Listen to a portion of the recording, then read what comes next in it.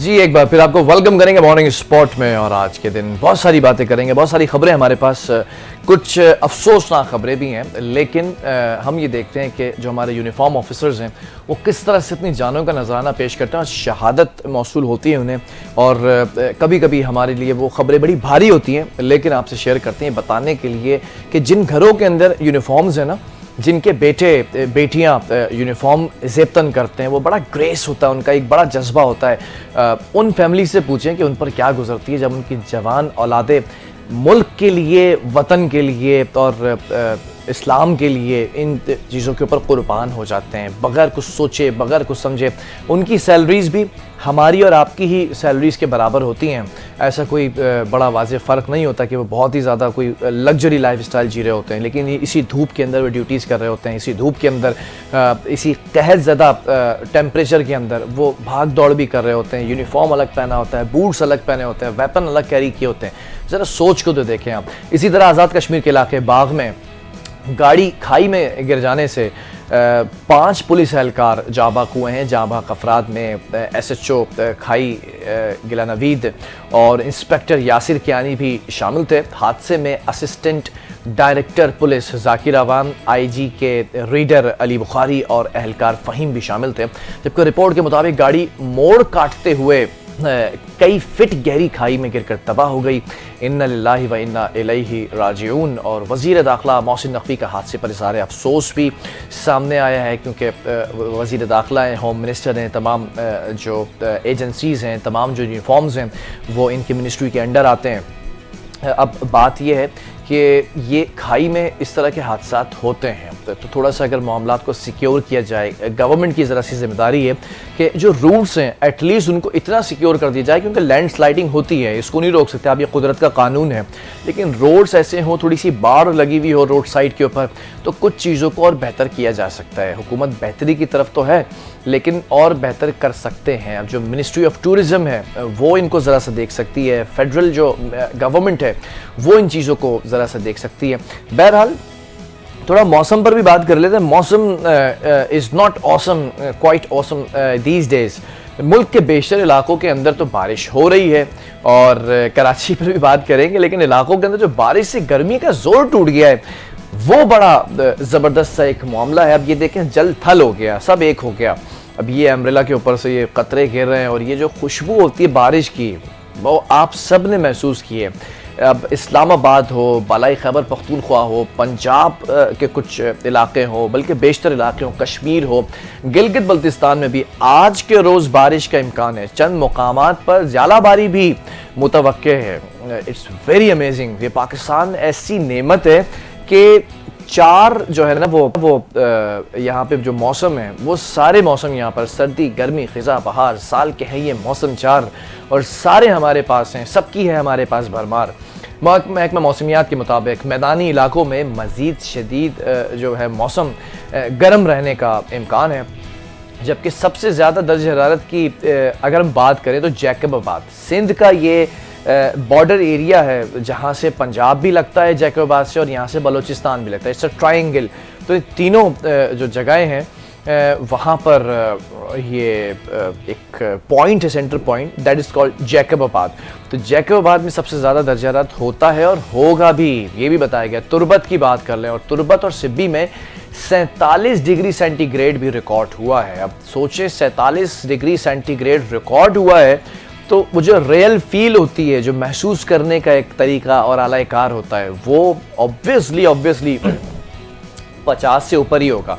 और 50 का मतलब है कि जो मिडिल ईस्ट की गर्मी है, जो मुत्तहिदा अरब अमारात है, शारजा है, कतर है, फिर आपके सऊदीया है, ओमान है, मस्कत है, ये इन जगहों पे ये टेम्परेचर्स होते हैं और इन टेम्परेचर का एक बड़ा इम्पैक्ट होता है। गाड़ियों के डैशबोर्ड तक पिघल जाते हैं, स्टीयरिंग तक पिघल जाते हैं।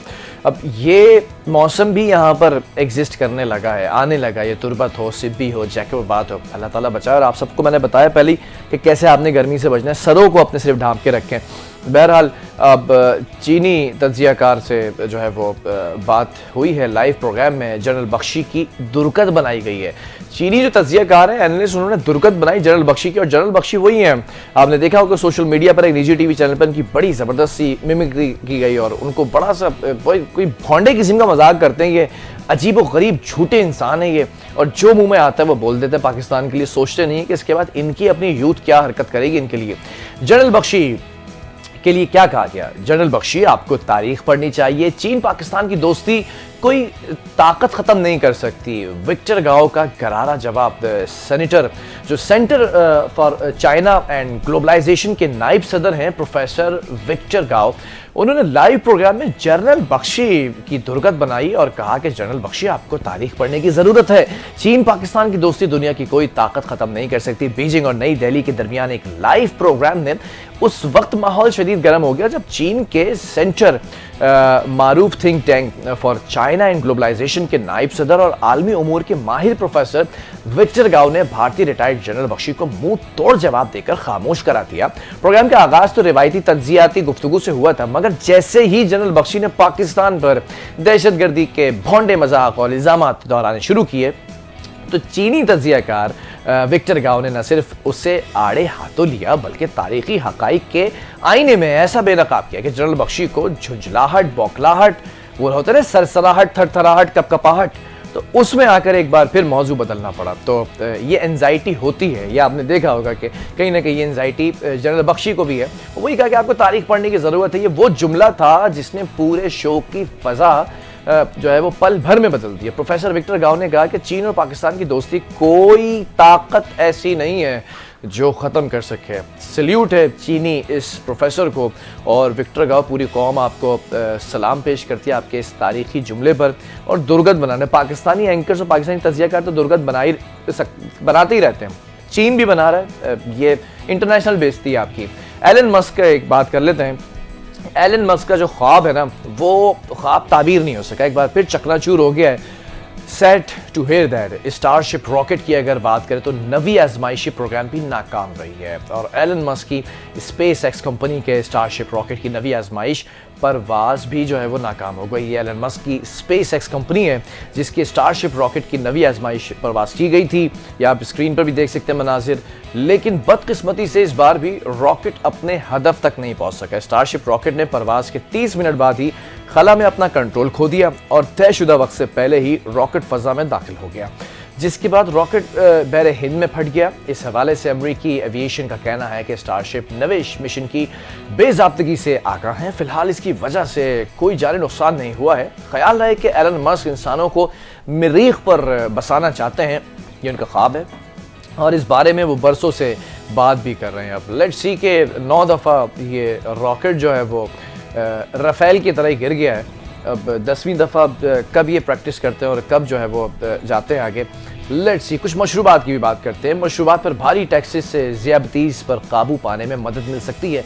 पाकिस्तान नेशनल हार्ट एसोसिएशन ने आलमी ज़ियादतीस फेडरेशन के आदाद शुमार का हवाला दिया है और ख़तरे की घंटी बजा दी है। ज़रा इस पर गौर कीजिएगा। सेमिनार से खिताब करते हुए हार्ट एसोसिएशन के सदर major general retired doctor Masudur Rahman Kiani ने कहा कि मीठे मशरूबात टाइप 2 ज़ियादतीस का बाइस बन रहे हैं।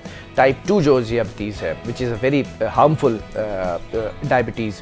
पाकिस्तानी अवाम सेहत के एक संगीन बहरान से दोचार हैं। वक्त आ गया है कि हम कौम को बीमारियों के बढ़ते हुए बोझ से बचाने के लिए ज़रूरतमंदाना इक़दाम करें। उन्होंने बताया कि पाकिस्तान में इस वक्त दुनिया भर में ज़ियादतीस के सबसे ज़्यादा मरीज़ मौजूद हैं। हर 79 से 20 साल की उम्र जो है उसके 35 मिलियन से ज़ायद अफराद यानी कि 31.4% ज़ियादतीस का शिकार हैं, और अगर फौरी इक़दाम ना किए गए तो 2050 तक ये तादाद 70 मिलियन, ओ माय गॉड, उससे तजावुज़ कर जाएगी। इतनी बड़ी तादाद का इलाज मुमकिन ही नहीं है, इसके लिए रोकथाम पर तवज्जो देना पड़ेगी। तो ठीक है, जो आजकल हम देख रहे हैं ना, हर बंदा डायबिटिक पेशेंट होता जा रहा है, उसका रीज़न ये कि हम इतने मीठे मशरूबात इस्तेमाल करते हैं कि वो हमें डायबिटिक पेशेंट की तरफ जो है वो ज़्यादा क्लोजली ले जाता है। स्टाइल की बात करें तो एनिमल जो है वो स्टाइल, दुल्हा दुल्हन की वो एंट्री उस स्टाइल में हुई है। अब ये वीडियो जो वायरल हुई है इस पर अजीब व गरीब बॉलीवुड अंदाज में जोड़ों को जो है वो लोगों की तनकीद का भी सामना करना पड़ा।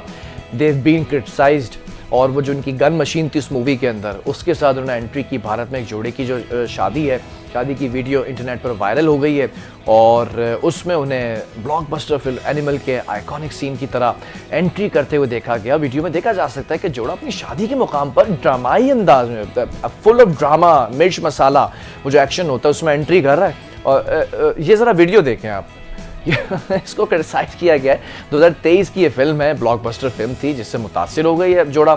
अब ख्याल रहे कि फिल्म में रणबीर कपूर का किरदार एक 500 किलो वजनी मशीन गन के जरिए दुश्मनों का सामना करता हुआ दिखाया गया था।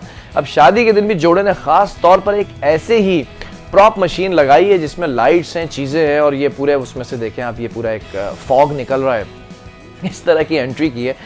But I exactly don't no कि तनकीद का निशाना क्यों बनाया गया है। बहरहाल तनकीद बराए इस्लाह होनी चाहिए, तनकीद बराए तनकीद नहीं होनी चाहिए।